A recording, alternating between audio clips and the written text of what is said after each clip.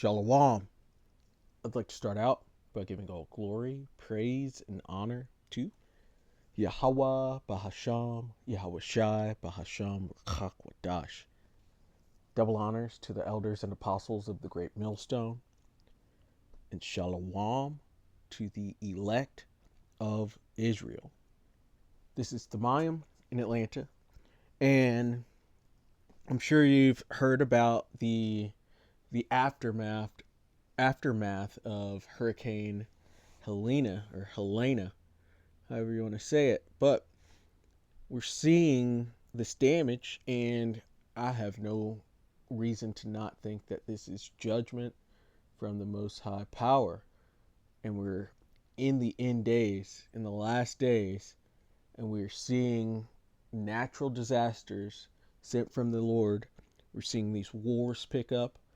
We're seeing inflation going up, especially with this, with the dock workers and the ports going on strike. And World War III coming up. We're seeing the MOTB being visible. We're seeing the division between these people, and it's beautiful. We're watching the Lord work right now, and so I've got this video pulled up from TikTok, and the brother Yaiquab put this in the group, and so let's go ahead and check it out. I hear the train a-comin', it's rollin' around the bend, and I ain't seen the sunshine, I don't know when. I'm stuck in Folsom Prison, and time keeps dragging on, but that train keeps a-rollin', all down to San Antonio, all down to San Antonio. When I was just a baby, my mama told me, son, always be a good boy, don't ever play with guns. I hear the train a-comin'. So you can see Asheville, North Carolina got messed up. And it's not just Asheville, it's the surrounding areas. I want to say it's all off of I-40, but around North Carolina, Tennessee, that whole border, they got the worst of it. And they weren't even expecting it to come through their path, so they weren't fully prepared for it. But the Lord judged them. And being here in Atlanta, Asheville is actually a popular place because they have a lot of different breweries, and the scenery up there is nice. But people aren't going to be going up there anymore, at least until they get this fixed. But Lord will, the Lord brings more judgment and more judgment until this place is consumed. But yeah, they got it, as well as some other places. And we've been noticing a lot of the places that are hit the hardest are primarily the residents of the Edomites, these self-proclaimed white people, because these judgments are for them. This is to bring down their kingdom. Jake's going to catch it as well. Jake being Israel, the Negroes, Latinos, Native Americans, and anyone who comes from that lineage through their fathers. Those are Israelites. And Jake's going to get it as well and get judged. He said he's not going to leave us all together unpunished. But this is for the wicked being the Edomites of the scriptures. And that's who runs this place, and that's who dwells in the best parts of Babylon. Babylon being America. But yeah, he has brought a storm onto them. He's brought a tempest. So this is Isaiah 29 and verse 6. It says, "Thou shalt be visited of the Lord of hosts with thunder and with earthquake and great noise, with storm and tempest." A tempest is a violent storm, especially on the sea. And it says, "in the flame of devouring fire." And so the Lord of hosts, Yahweh is his name, the Lord of armies. He's bringing disaster onto these people. He's bringing earthquakes and storms and wildfires. California's been getting hit with wildfires a lot lately, and storm and tempest. And I've got it pulled up here on Google AI. Is a hurricane a tempest? It says yes, a hurricane is a type of tempest, which is a violent storm. Hurricane's a severe tropical storm with high winds and heavy rain that originates in the Caribbean Sea or Atlantic Ocean and moves north. Hurricanes are a type of tropical cyclone, which are rapidly rotating storm systems with low pressure centers and strong winds.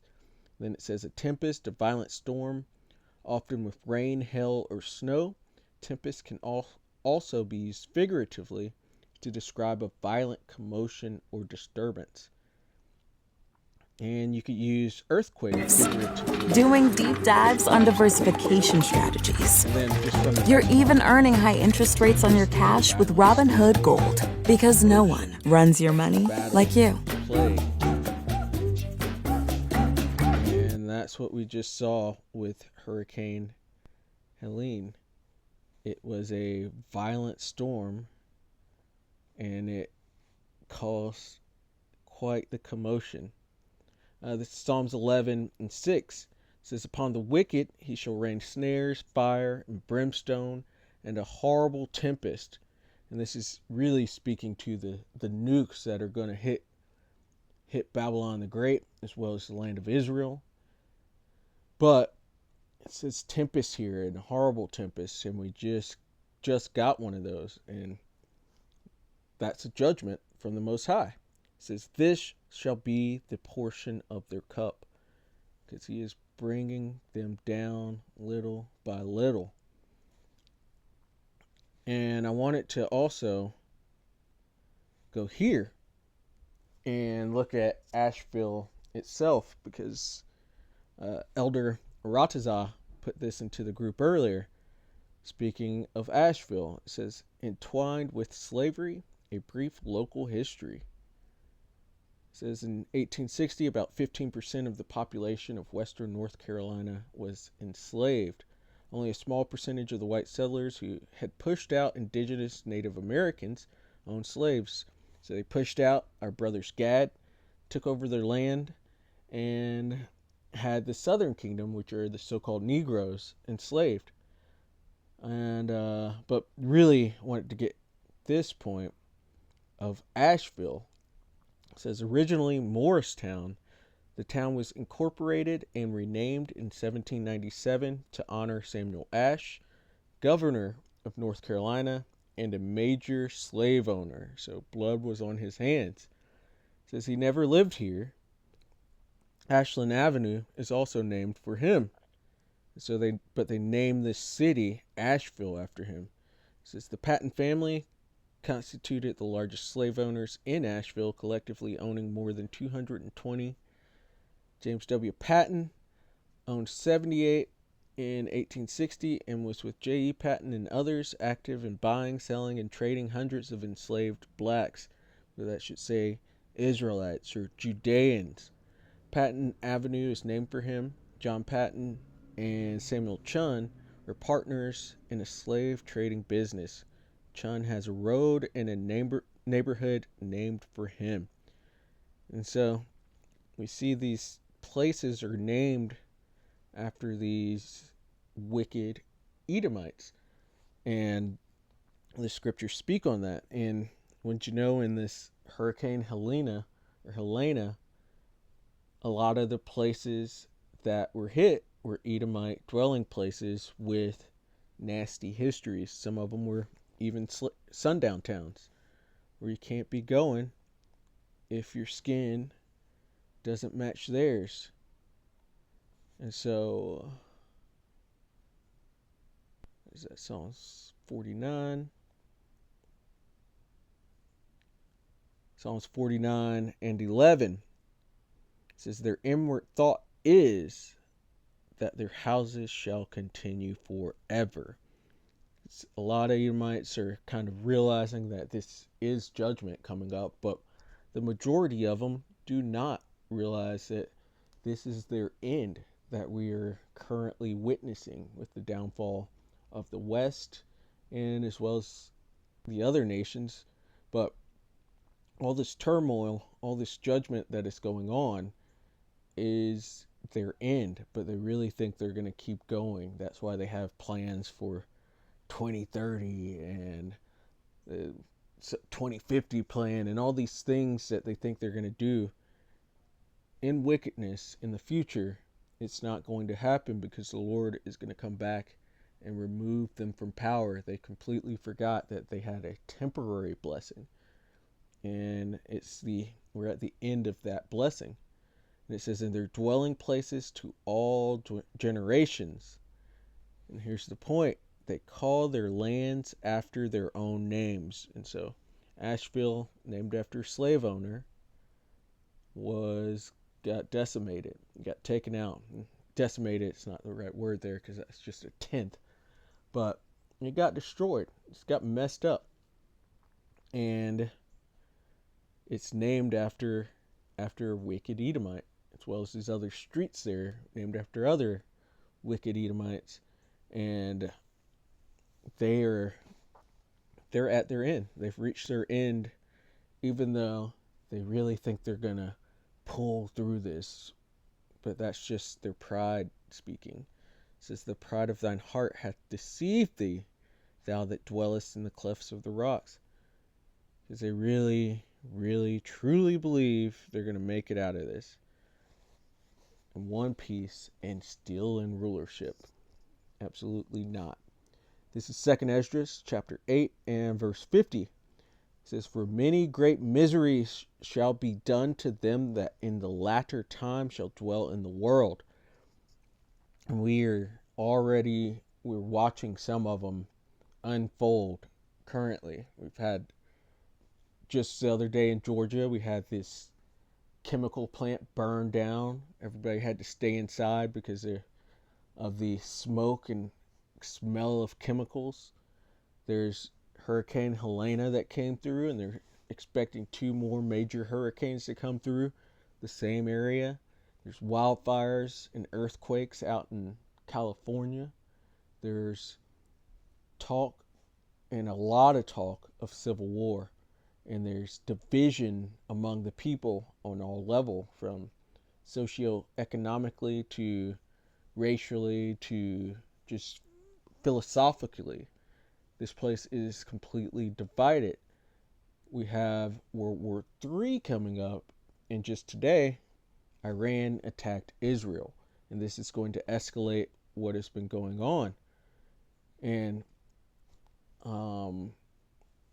there's just going to be more natural disasters, so earthquakes, hurricanes, floods, and so on and so forth, twisters or tornadoes, famine, and you could see that coming with the strike at the ports. You could definitely see that coming, along with the increase in prices. And then we also have to look forward to, or especially Esau has to look forward to, the chariots in the return of Yahweh Shai. And all these things are great miseries. And then, Yahweh, Bashem Yahweh Shai, has even greater plans for how to take these people out. And there's just a lot of bad times coming to this world to end Esau's world. And as it says, Esau's the end of the world, but Jacob is the beginning of it that follows. And so, as Israelites and as a hopeful elect, we have a lot to look forward to. But for the Edomites, it's nothing but misery and pain and death. There's no hope for them whatsoever. It says, for many great miseries shall be done to them that in the latter time, and we are now in the latter time, shall dwell in the world. It says, because they have walked in great pride. And in Jeremiah 50 or 51, it calls, I think it's 50, but it calls the Edomites the most proud, and they are the most proud, and they have spread that vibration throughout the earth, and especially to Jacob, to Jake. And this world is just walking in great pride, but as it says, pride cometh before destruction. The Lord's going to bring this place down through various miseries and various means, some of those being natural disasters and tempests or hurricanes. And so, Lord willing, that was edifying. I'd like to give all glory, praise, and honor to Yahweh Bahasham, Yahweh Shai Bahasham Rakakwadash. Double honors to the elders and apostles of the great millstone. Shalom to the elect of Israel. Shalom.